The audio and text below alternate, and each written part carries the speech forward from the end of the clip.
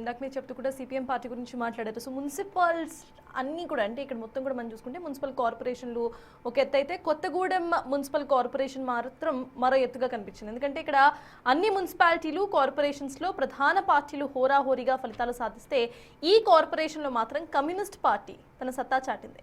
ఉమ్మడి ఖమ్మం జిల్లాలో కమ్యూనిస్టుల ప్రాబల్యం అస్సలు తగ్గలేదని మళ్లీ ప్రూవ్ చేసుకుంది.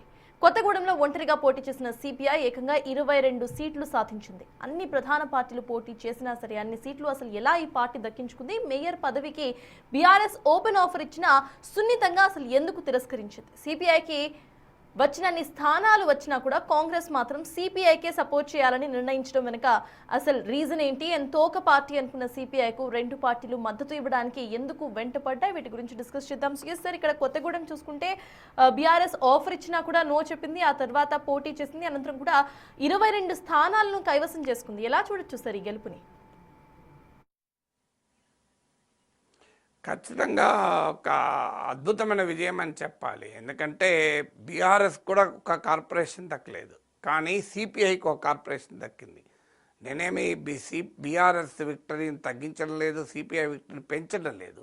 కానీ సింబాలిక్గా చూసినప్పుడు కార్పొరేషన్ ఎన్నికల్లో బీజేపీ ఒక్క కరీంనగర్లోనే అవకాశాలున్నాయి, అక్కడ కూడా నానా కష్టాలు పడాల్సి వస్తుంది కార్పొరేషన్ మేయర్ దక్కించుకోవటానికి.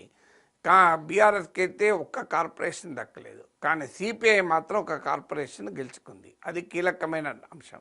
అందులో అక్కడ కొత్తగూడెం ఎమ్మెల్యే కూడా సిపిఐ రాష్ట్ర కార్యదర్శి కూననేని సాంబశివరావు. ఖచ్చితంగా సాంబశివరావును అభినందించాలి. ఎందుకంటే ఒక రకంగా కొత్తగూడెం గడ్డ పైన ఎర్ర జెండా పట్టుకొని నిలబడ్డాడు. ఈ డిజర్వ్స్ ఆల్ ద ప్రైజ్. రాష్ట్రంలో తెలంగాణలోనే ఉన్న వామపక్ష శ్రేణులన్నీ వాళ్ళ కూననేని సాధించిన ఈ ఘన విజయాన్ని వేణువులో కీర్తిస్తున్నారు. ఎందుకంటే వాళ్ళకు ఆశను, ఒక స్ఫూర్తిని ఇచ్చాడు. చాలా అద్భుతమైన విజయం అది వాళ్ళకు, అందులో అనుమానం లేదు. అందరితో పోటీ, మరి మీకు బీఆర్ఎస్తో, బీజేపీతో, కాంగ్రెస్తో, ఆఖరికి సోదర వామపక్షమైన సిపిఎం కూడా సిపిఐతో లేదు, కాంగ్రెస్తో ఉంది. అక్కడ కాంగ్రెస్ సిపిఎంలు కలిసి పోటీ చేశారు. అయినా సిపిఐ ఒక్కడుగా నిలబడి ఈ విజయాన్ని సాధించింది. మీకు దిస్ ఈజ్ ఓన్లీ, మీకు ఖమ్మంలో ఇది కొత్తగా 2004లో మీరు అప్పుడు సిపిఎంకు కాంగ్రెస్తో పొత్తుంది, కాంగ్రెస్ బీఆర్ఎస్ మీకు వామపక్షాలు. కానీ ఖమ్మం సీటు తేలలేదు. తేలకపోతే అప్పుడు కాంగ్రెస్, సిపిఐ, మీకు బీఆర్ఎస్, అలాగే టీడీపీ, సిపిఎం అందరూ విడివిడిగా పోటీ చేశారు. విడివిడిగా పోటీ చేసిన, అంటే BRS I think Congress support చేసింది, సిపిఐ, సిపిఎం, కాంగ్రెస్ విడివిడిగా పోటీ చేశాయి. విడివిడిగా పోటీ చేసిన సిపిఎం 10,000 ఓట్లతో గెలిచారు. అప్పుడు తమ్మినేని వీరభద్రం ఎమ్మెల్యే అయ్యాడు.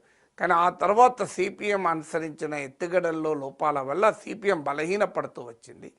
ఈవెన్ అసెంబ్లీ ఎన్నికల సమయంలో సిపిఐకి 2 సీట్లు, సిపిఎంకి 2 సీట్లు కాంగ్రెస్ అంగీకరించింది. కానీ సిపిఎం లేదు, మేము 1 సీటు 2 సీట్లకు అడిగాయి వీళ్ళు, 1 సీట్ ఇస్తామని అప్పుడు కాంగ్రెస్ ప్రతిపాదించింది. 1 ఎమ్మెల్సీ ఇస్తాం, 2 ఎమ్మెల్సీలు ఇస్తాం, 1 ఎమ్మెల్యే ఇస్తామని. దాంతో సిపిఎం విడగొట్టుకొని విడిగా పోటీ చేసి ఎక్కడా గెలవలేదు, అసెంబ్లీలో ప్రాతినిధ్యం కూడా లేకుండా పోయింది. కానీ సిపిఐ రియాలిటీని అర్థం చేసుకొని 1 ఎమ్మెల్యే అయినా గెలవాలి, ఎన్ని పోటీ చేస్తున్న ముఖ్యం కాదు, ఎన్ని గెలిచామన్నది ముఖ్యం. ఆ 1 సీట్ అయినా గెలిస్తే పార్టీకి ఒక రిప్రజెంటేషన్ ఉంటుంది అని ఒక కరెక్ట్ స్టాండ్ తీసుకొని కొత్తగూడెం ఒక్కటే, వాళ్ళు కూడా బెల్లంపల్లి ఇట్లా సీట్లు అడిగారు, మీకు ఉస్మానాబాద్ అడిగారు, కానీ అవి కాంగ్రెస్ ఇవ్వనప్పుడు 1 సీట్తో పోటీ చేశారు. పోటీ చేసి కొత్తగూడెం నుంచి ఎమ్మెల్యేగా గెలిచారు. ఎమ్మెల్యేగా గెలిచిన తర్వాత ఇప్పుడు కార్పొరేషన్లో కాంగ్రెస్ పార్టీతో చర్చలు జరిగాయి. 40 కార్పొరేట్ స్థానాలు అడిగారు, 30కి కూడా తగ్గారు. నాకున్న సమాచారం అయితే ఒక దశలో 25కి కూడా అంగీకరించారు. కానీ కాంగ్రెస్ ససేమిరా అన్నది, మా మద్దతుతోనే సిపిఐ గెలిచిందనే భావనలో వాళ్ళు ఉన్నారు. కానీ ఏం జరిగింది, కాంగ్రెస్ కన్నా ఎక్కువ సీట్లకు సిపిఐ గెలుచుకుంది. అంటే మీరు అన్నారే కమ్యూనిస్టులను తోక పార్టీలు అంటారు. ఇప్పుడు కమ్యూనిస్టులు తోక పార్టీ కాదు, సిపిఐకి 2 తోకలు ఉన్నాయి, ఒకటి కాంగ్రెస్ తోక, మరొకటి బీఆర్ఎస్ తోక. ఇద్దరు పోటీ పడుతున్నారు, మేము తోకుంటామంటే మేము తోకుంటామని. సిపిఐ ఇప్పుడు ఎంచుకోవాలి, నాకు 2 తోకల మధ్య ఏ తోక కావాలని. వాళ్ళు ఏ తోక, బీజేపీ తప్ప మరే ఇతర సెక్యులర్ పార్టీతోనైనా కలవడం అనేది కమ్యూనిస్టుల వైఖరి. అందువల్ల అయితే కాంగ్రెస్ ఎందుకు బీఆర్ఎస్ ఆఫర్ను కాదంటున్నారు దానికి మొదటి కారణం ఏంటంటే పొలిటికల్ కంటిన్యూటీ. అసెంబ్లీ ఎన్నికల్లో బీఆర్ఎస్తో కాకుండా కాంగ్రెస్ సిపిఐ కలిసి పోటీ చేశాయి. మీకు మునుగోడులో కమ్యూనిస్టులను ఉపయోగించుకొని మునుగోడు ఉప ఎన్నికల్లో గెలిచిన తర్వాత కేసీఆర్ కమ్యూనిస్టులను పక్కకు పడేశాడు, కేర్ కూడా వేయలే, పక్కకు పడేశాడు. సో దాంతో వామపక్షాలు కాంగ్రెస్తో కలిశాయి. మునుగోడులో బీఆర్ఎస్ విజయానికి చారిత్రాత్మక విజయం అది. ఎందుకంటే దుబ్బాక, హుజూరాబాద్ ఓటమి తర్వాత వచ్చిన విజయం. ఆ చారిత్రాత్మక విజయం కమ్యూనిస్టుల సహకారంతోనే వచ్చింది. ప్రత్యేకంగా కేశవ నాయకత్వంలో బీఆర్ఎస్ డెలిగేషన్ కమ్యూనిస్టుల ఆఫీసులకు వెళ్ళి రిక్వెస్ట్ చేశారు. మునుగోడు ఎన్నిక అయిపోయింది, అసలు అలా వాడి పాడేసిన కరివేపాకు లాగా పడేశాడు. దాంతో వామపక్షాలకు తప్పనిసరి కాంగ్రెస్తో కలిశాయి. కాంగ్రెస్ కూడా అలాగే 2 సీట్లు ఇయ్యం, 1 సీటే ఇస్తాం, మీ బలం ఎంత అని మొదలుపెట్టాయి. సో అందువల్ల అయినా కూడా అంగీకరించి ఆ 1 సీట్ తీసుకుని సిపిఐ రైట్ పని చేసింది. ఎందుకంటే ఒక ఎమ్మెల్యే ఉండడం వల్ల ఇవాళ కొత్తగూడెం కార్పొరేషన్ కూడా గెలుచుకోగలిగారు. గెలుచుకున్న తర్వాత అనివార్యం అయిపోయింది. ఎందుకంటే మీకు అంత డబ్బు ప్రభావం ఉండే ఎన్నికల్లో కమ్యూనిస్టులు పోటీ పడలేరు. డబ్బు ఖర్చులు కేవలం కార్యకర్తల బలంతో, ప్రజల బలంతో గెలవాలి. అలాంటి చోట అటు బీఆర్ఎస్ కాంగ్రెస్లను బీజేపీలు ఎదిరించగలవడం అంటే మామూలు విషయం కాదు. గెలిచిన తర్వాత బీఆర్ఎస్ ఇమీడియట్గా మద్దతు ప్రకటించారు కేటీఆర్. ఎందుకంటే కాంగ్రెస్ సిపిఐని విడగొట్టాలి అనే ఉద్దేశంతో వ్యూహాత్మకంగా ప్రకటించారు. మునుగోడులో వాడిపాడేసుకున్న పార్టీ కొత్తగూడెంలో అంత ఆదరాబాదరాగా ఎందుకు మద్దతు ప్రకటించారు?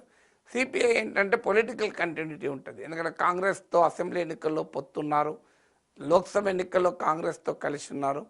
ఇప్పుడు ఎలాగో మేయర్ పదవికి కాంగ్రెస్ కూడా సపోర్ట్ చేస్తాను రెడీగా ఉన్నప్పుడు ఇప్పుడు కాంగ్రెస్ను కాదని బీఆర్ఎస్ను సపోర్ట్ తీసుకోవాల్సిన అవసరం ఏముంటుంది? కాంగ్రెస్ కనుక నో అంటే అప్పుడు ఖచ్చితంగా సిపిఐ బహుశా అదర్ ఆప్షన్స్ వెతుక్కుంటుంది కావచ్చు. కానీ కాంగ్రెస్ రెడీగా ఉన్నప్పుడు ఇబ్బంది ఏంటి? తర్వాత స్టెబిలిటీ రీత్యా చూసిన బీఆర్ఎస్కి 8 సీట్లు ఉంటే కార్పొరేషన్లో కాంగ్రెస్కి 22 స్థానాలు ఉన్నాయి. సో అందువల్ల స్టెబిలిటీ రీత్యా చూసినా కూడా కాంగ్రెస్ ఇది బెటర్ పార్ట్నర్ అవుతుంది కదా.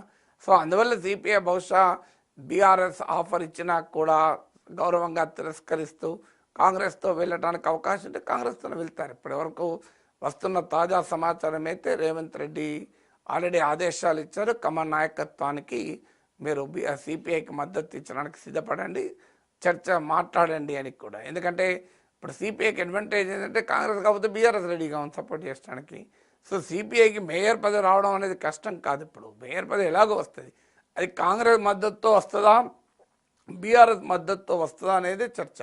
ఈలోగా కాంగ్రెస్ కొంత ప్రయత్నం చేసింది ఇండిపెండెంట్లను లాగి వాళ్ళని వీళ్ళని లాగుదామని.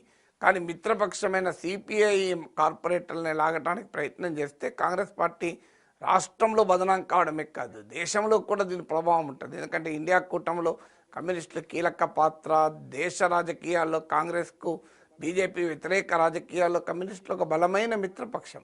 అందువల్ల మీకు అలాంటి పార్టీ మీకు ఎన్నికల సమయంలో రేవంత్ రెడ్డి అన్నాడు కదా, కాంగ్రెస్ కమ్యూనిస్టులు నానానికి ఒక 2 వైపులు అని. అది కమ్యూనిస్టులు అంగీకరించకపోవచ్చు, కానీ కాంగ్రెస్ పార్టీ అంత సైద్ధాంతిక బంధం మాకుంది, రాజకీయ బంధం మాకుంది అని చెప్పినప్పుడు ఒక కార్పొరేషన్లో మీతో కాంగ్రెస్తోనే పోటీ పడి కాంగ్రెస్ కన్నా ఎక్కువ సీట్లు గెలుచుకున్న తర్వాత సిపిఐ నాయకత్వాన్ని అంగీకరించకపోతే ప్రజలు హర్షించరు. కాంగ్రెస్ పార్టీ దేశవ్యాప్తంగా సమాధానం చెప్పుకోవాల్సి వస్తుంది. అందువల్ల బహుశా రేవంత్ రెడ్డి అది అర్థం చేసుకుని సిపిఐకి మద్దతు ఇవ్వడానికి ముందుకు వచ్చినట్టుగా కనబడుతున్నాడు. Yes sir. నెక్స్ట్